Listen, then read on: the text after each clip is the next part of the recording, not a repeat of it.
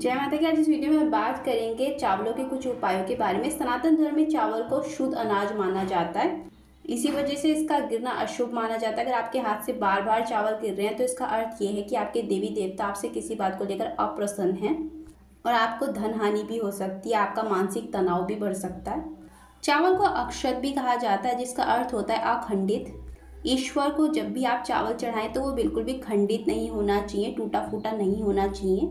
चावल चढ़ाने का अर्थ ये माना जाता है कि जिस प्रकार हमारे मन में ईश्वर के प्रति श्रद्धा और भक्ति है वो कभी अखंडित ना हो और वो आस्था हमेशा बढ़ती ही जाए। इस वजह से चावल अर्पित किए जाते हैं ईश्वर को। ऐसा माना जाता है जब भी आप अपनी खाने में चावलों का प्रयोग करते हो तो अपनी थाली में चावलों को हमेशा दाहिनी तरफ रखकर ही खाना चाहिए और सूर्यास्त के बाद चावल कभी नहीं खाने चाहिए या कोई भी अन्य सफ़ेद चीज़ जैसे दही। अगर आप शाम के समय इन चावलों को खाते हो तो इसे लक्ष्मी माता का अपमान माना जाता है और स्वास्थ्य की दृष्टि से भी रात के समय चावल खाना अच्छा नहीं माना जाता है। ज्योतिष शास्त्र में चावल को चंद्रमा का स्वरूप माना जाता है। सफ़ेद चावलों के तुलना पे पीले चावल देवी देवताओं को चढ़ाना अच्छा माना जाता है, उससे वो जल्दी प्रसन्न हो जाते हैं। चावलों को पीला करने के लिए आपको थोड़ा गंगा जल लेना चाहिए और थोड़ी हल्दी, उन सबको आपस में मिलाना चाहिए, वो पीले हो जाते हैं। पर ऐसा माना जाता है कि सभी देवी देवताओं को तो चावल चढ़ाने चाहिए पर विष्णु भगवान को नहीं चढ़ाने चाहिए अगर आप उनका तिलक कर रहे हो तो, क्योंकि शालिग्राम जी भी विष्णु जी का ही अवतार माने जाते हैं, इस वजह से उन्हें भी नहीं चढ़ाने चाहिए। विष्णु भगवान को चावल ना चढ़ाने का कारण क्या होता है? इसका कनेक्शन मेधा ऋषि से जुड़ा हुआ है। मेधा ऋषि जगत माता माँ अम्बे के परम भक्त थे और दुर्गा सप्तशती के कथावाचक भी थे और मेधा ऋषि ने ही दुर्गा सप्तशती का ज्ञान राजा सूरत और समाधि वैश्य को बताया था। दुर्गा सप्तशती की रचना मार्कंडेय ऋषि ने की थी।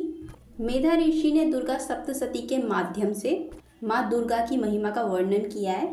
साथ ही राजा सूरत और समाधि वैश्य को माता की भक्ति करने की सलाह भी दी थी और उनकी कठिन भक्ति को देखते हुए माता दुर्गा ने मनोवांछित फल भी दिए थे और माता को प्रसन्न करने के लिए मेधा ऋषि ने भी माँ दुर्गा की कठिन तपस्या की थी। कालांतर में मेधा ऋषि पंचतत्व में विलीन हुए। उस समय पंचतत्व का अंश भूमि में विलीन हो गया और उसी अंश के स्थान पर जौ और चावल उगे। इसलिए आपने देखा होगा कि माँ दुर्गा के पूजन में जौ और अक्षत का प्रयोग किया जाता है, क्योंकि जौ और अक्षत का संबंध उनके परम भक्त मेधा ऋषि से है और हिंदू शास्त्रों में जौ और अक्षत को बहुत ही शुभ माना जाता है। इसी वजह से जो भी साधक होते हैं वो अपने माथे पर जब भी तिलक लगाते हैं तो उसके साथ अक्षत जरूर लगाते हैं, ताकि वो भी ईश्वर की इतनी अच्छी भक्ति कर पाएँ जैसे मेधा ऋषि ने की थी।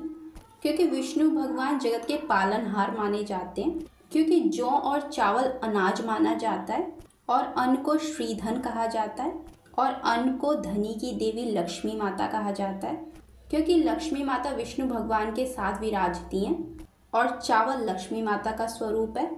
इसी वजह से विष्णु भगवान को चावल अर्पित नहीं किए जाते और एकादशी तिथि पर भी चावल खाया नहीं जाता।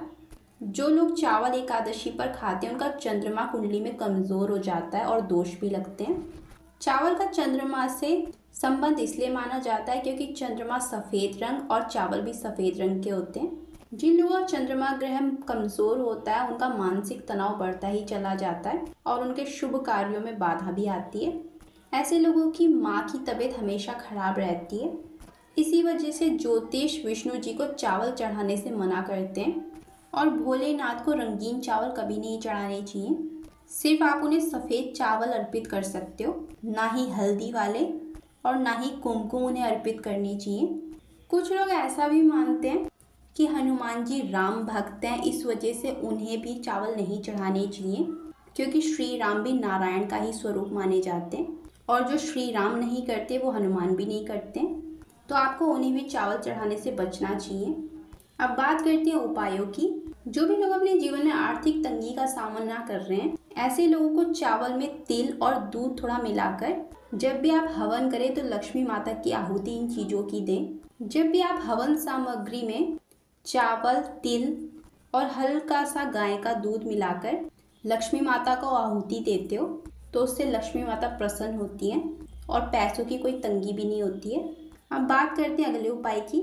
किसी भी अपने पर्स या तिजोरी में 21 चावल के दाने रखने चाहिए लाल कपड़े में, उससे पैसों में बरकत होने लगती है। जो लोग अपने जीवन में पितृ दोष से छुटकारा चाहते हैं तो उन्हें किसी भी अमावस्या तिथि में खीर बनानी चाहिए और उसमें थोड़ी रोटी मिलाकर कौओं को खिलानी चाहिए।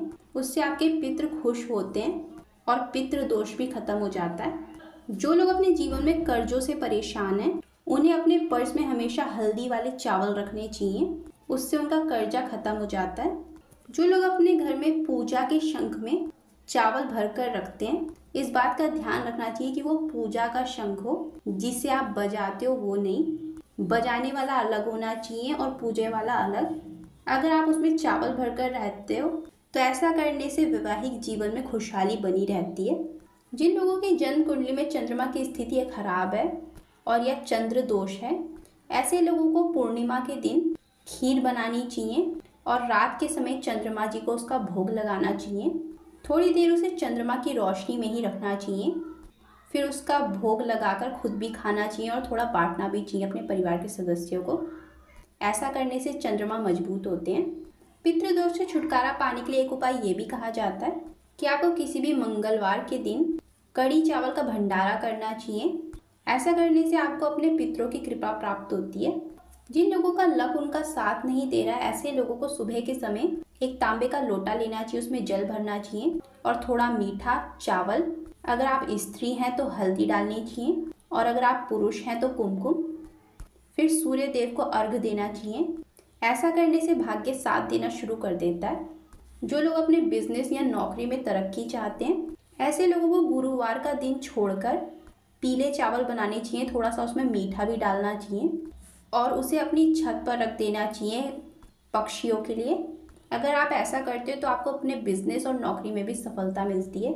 जो लोग चाहते हैं उनके घर में हमेशा खुशहाली बनी रहे और परिवार में भी किसी के झगड़े ना हो, ऐसे लोगों को सोमवार के दिन सफ़ेद कपड़े में थोड़े काले चावल लेने चाहिए और उसकी एक पोटली बांधकर माँ काली के चरणों में अर्पित करनी चाहिए। ऐसा करने से आपके परिवार में हमेशा खुशहाली बनी रहती है। जिन लोगों को अपनी करियर लाइफ में बिल्कुल भी सफलता नहीं मिल रही है या जो नौकरी चाहते हैं उन्हें नौकरी नहीं मिल पा रही है, ऐसे लोगों को शनिदेव के मंदिर में सरसों के तेल में काले चावल मिलाकर चढ़ा के आने चाहिए और ओम शन शनिश्चराय नमः का थोड़ी देर जाप करना चाहिए। आप चाहे तो 108 बार भी कर सकते हो। तो ऐसा करने से आपकी समस्याएं जल्दी खत्म होती हैं। जो लोग अपने वैवाहिक जीवन में खुशहाली चाहते हैं और संतान प्राप्ति भी करना चाहते हैं, ऐसे लोगों को शनिवार के दिन पीपल के पेड़ के सामने एक लोटे में जल, थोड़ा मीठा और उसमें काले चावल डालने चाहिए और फिर उसे पीपल की जड़ में अर्पित कर देना चाहिए। आपको देखना चाहिए जो जल है वो पीपल की जड़ में ही जाए, इधर उधर आपके पैरों में नहीं आना चाहिए। और फिर पीपल के पेड़ के नीचे सरसों के तेल का दिया जलाना चाहिए, उसमें भी थोड़ा काले चावल डालने चाहिए। जो लोग शनि ग्रह से परेशान हैं, उनकी जन्म कुंडली में शनि ग्रह अच्छे नहीं हैं, ऐसे लोगों को किसी भी अमावस्या या पूर्णिमा या शनिवार का दिन ले सकते हैं। आपको एक मुट्ठी चावल किसी तालाब या सरोवर में डालकर आने चाहिए। वहाँ आपको देखना चाहिए वहाँ मछलियाँ ज़रूर होनी चाहिए। अगर आप ऐसा करते हो तो आपका शनि ग्रह बहुत मजबूत हो जाता है। पर कोशिश कीजिएगा कि वो चावल कच्चे ना हो, कहीं मछलियों के पेट में दर्द हो जाए। थोड़ी देर आप चाहें तो भिगा कर लेके जा सकते हैं या फिर बने हुए चावल भी।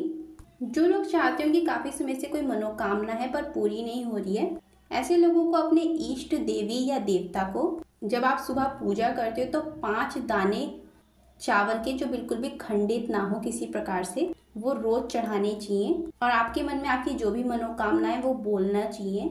अगर आप ऐसा लगातार रूप से करते हो तो आपकी मनोकामना ज़रूर पूरी होती है। तो ये थे कुछ उपाय। अगर आपको वीडियो पसंद आए तो लाइक, शेयर और सब्सक्राइब ज़रूर करें। Thank you.